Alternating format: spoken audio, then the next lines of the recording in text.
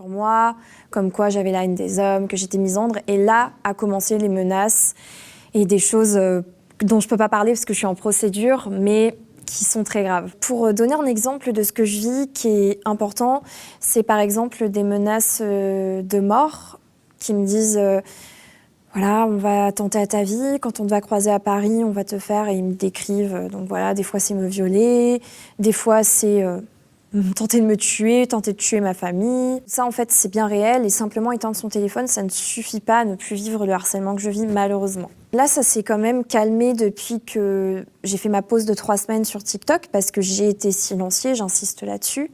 Ça s'est quand même calmé, mais quand j'ai créé Abrège-Sœurs, là, c'était effectivement des centaines de messages, de menaces. En fait, je pense que c'est pas que j'en reçois moins, c'est que je pense qu'en fait, je reçois plus de soutien maintenant. En fait, je suis en train de comprendre ça parce que j'en reçois toujours en fait des menaces.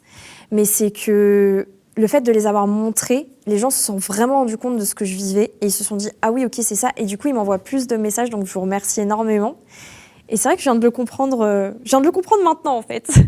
C'est pas que ça s'est calmé, c'est que vous êtes là pour me soutenir en fait. Et c'est vrai que ça se compte par centaines. Je suis rentrée de façon indirecte en contact avec certaines plateformes qui m'ont d'ailleurs beaucoup aidée et je leur remercie. Moi, j'attaque pas les plateformes parce qu'à chaque fois que je fais des signalements ou à chaque fois qu'on me suspend, il suffit juste de contester, ça revient. La problématique, c'est plus la silenciation puisque à chaque fois, ça demande beaucoup de temps. Mais d'un côté, ils savent jouer avec les règles puisqu'on me signale pour terrorisme, on me signale pour usurpation d'identité et c'est des choses en fait où la plateforme, ils préfèrent faire sauter le compte ou le restreindre pour vérifier parce que c'est des accusations graves. Donc si ce n'est peut-être potentiellement voir si la personne n'est pas victime de cyberharcèlement, dans le cadre où j'étais quelqu'un qui était vraiment une personne terroriste ou qu'usurpée, on serait content que mon compte y saute immédiatement. Donc c'est vrai que je ne sais pas trop où me situer pour trouver une solution. Je pense qu'on a vraiment minimisé mon harcèlement. J'ai beaucoup de personnes qui le tournent en dérision en disant qu'on est tous cyberharcelés, mais je pense qu'ils ne saisissent pas que moi, c'est vraiment des menaces graves qui demandent d'attenter à ma vie. Et pour lutter contre ça, j'essaye de les visibiliser au maximum.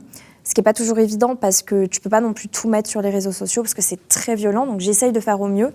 Et je trouve que c'est une façon de lutter parce qu'en visibilisant, on met en avant un problème. En mettant en avant ce problème, on peut mieux lutter contre ce problème. Et sinon, moi, si ce n'est continuer la lutte, et je vous remercie énormément pour votre soutien, c'est ça aussi qui m'aide énormément au quotidien. Malheureusement, il n'y a rien d'autre à faire que rentrer dans des démarches juridiques, déposer plainte, aller voir un avocat, chose que j'ai faite. Et dans mon quotidien, j'ai mis en place des choses pour me protéger, donc je fais attention à moi quand je sors, puisque je ne suis pas encore Céline Dion, donc je n'ai pas un chauffeur privé. Donc je fais très très attention. Après, j'essaye pas non plus de devenir parano, j'essaye de vivre la vie la plus normale possible, en espérant que la justice fasse son travail.